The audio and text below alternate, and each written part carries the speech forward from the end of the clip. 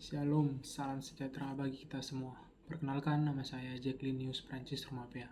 Saya dari Fakultas Pertanian jurusan Kehutanan. Di sini saya akan menyampaikan kisah seorang Nabi Musa memimpin umat pilihan Tuhan Israel yang hendak dibunuh oleh Tuhan. Pertama-tama, Tuhan mengutus Musa ke Mesir. Musa melarikan diri dari Mesir setelah ia membunuh orang Mesir yang menganiaya budak Yahudi di tempat kerja paksa. Ia menikah dengan Rehuela Zipora, anak Yitro, seorang imam di Midian. Dari pernikahannya dengan Musa, Zipora melahirkan anak lelaki. Ia memberi nama anak itu Gersom, yang artinya, "Aku telah menjadi pendatang di negeri asing." Setelah 40 tahun Musa hidup di Midian, Tuhan memanggil Musa. Tuhan menemui Musa saat ia sedang mengembalakan kambing dan domba mertuanya.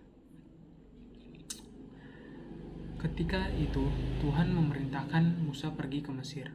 Tuhan meminta Musa membebaskan bangsa Israel yang semakin menderita ditindas oleh Firaun. Musa sebenarnya enggan kembali lagi ke Mesir karena Firaun mungkin masih mengingatnya sebagai pembunuh. Selain itu, ia merasa tidak percaya diri untuk tampil sebagai pemimpin pembebasan Israel dari perbudakan Mesir. Terdapat di Keluaran 3 ayat 11. Tuhan perlu membujuk Musa untuk percaya diri. Musa tidak begitu gembira menerima perintah Tuhan tersebut. Bahkan Musa cenderung menghindar secara halus. Musa merasa tidak percaya diri untuk menerima tugas dari Tuhan itu, hingga berkali-kali Musa mengungkapkan keberatannya kepada Tuhan. "Tuhan, siapakah aku ini, Tuhan, sehingga Engkau mengutus aku harus menghadap Firaun dan membawa orang Israel keluar dari Mesir?" Terdapat di Keluaran 3 ayat 11.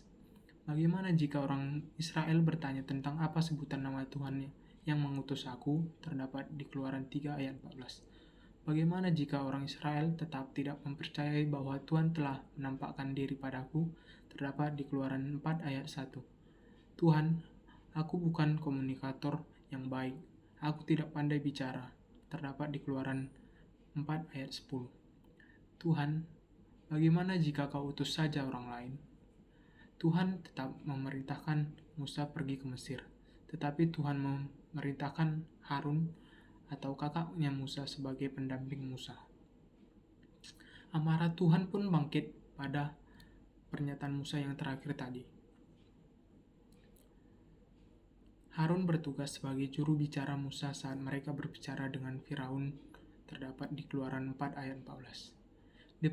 Di perjalanan, Musa dan keluarga beserta rombongannya beberapa kali harus bermalam di tengah perjalanan. Mereka terkadang bermalaman dengan membangun tenda atau beristirahat di penginapan. Suatu malam ketika Musa dan keluarganya tidur di penginapan, Tuhan mendatangi Musa. Sebenarnya peristiwa pertemuan antara Tuhan dan Musa adalah hal yang sudah sering terjadi. Tetapi kali ini aku sangat terkejut karena Tuhan hendak membunuhnya. Zipora, istrinya, menyadari situasi tersebut. Kemudian Zipora bergegas melakukan sebuah tindakan unik.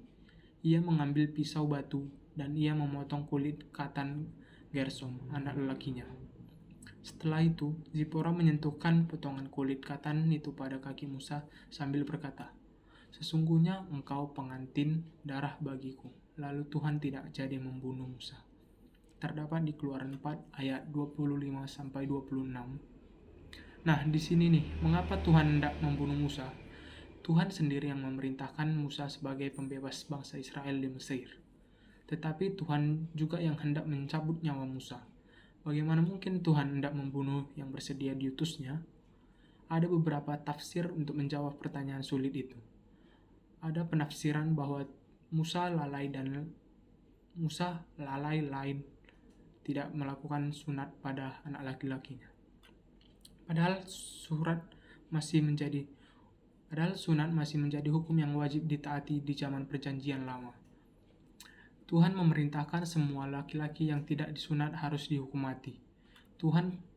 Hukum sunat menjadi ikatan perjanjian antara Tuhan dan Abraham. Anak laki-laki Musa tidak bisa menanggung hukuman itu dikarenakan ia masih kecil. Oleh karena itu, hal ini menjadi tanggung jawab Musa sebagai orang tuanya.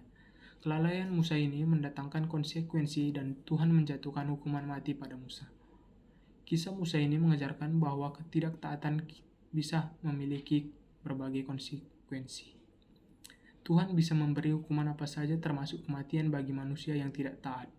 Terbukti dari kisah ini kita bisa belajar bahwa Tuhan sangat marah kepada Musa karena Musa yang seharusnya mengajarkan hukum Allah Israel malah tidak mematuhi hukum Tuhan sendiri. Sekian, terima kasih. Shalom.